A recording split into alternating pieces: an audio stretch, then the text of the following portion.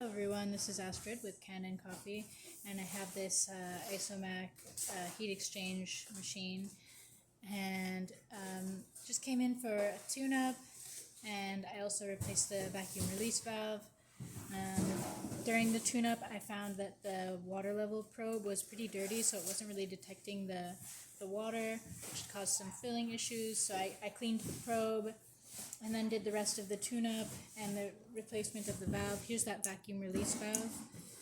Then here's the old screen and gasket that were replaced.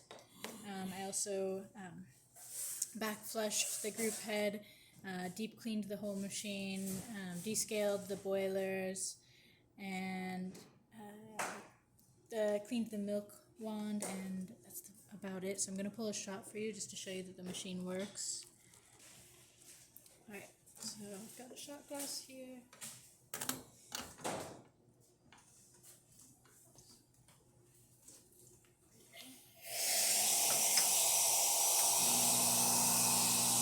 And this is just our test coffee, so it's not calibrated to the machine necessarily, but you'll still just be able to see that the machine is working.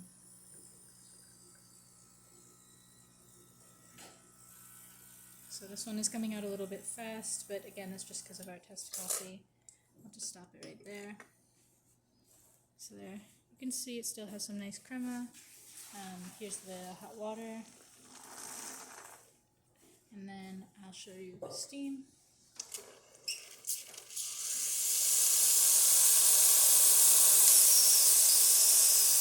Alright, that's about it for this video. If you like the video, please hit the like button and subscribe to the channel. Thanks for watching.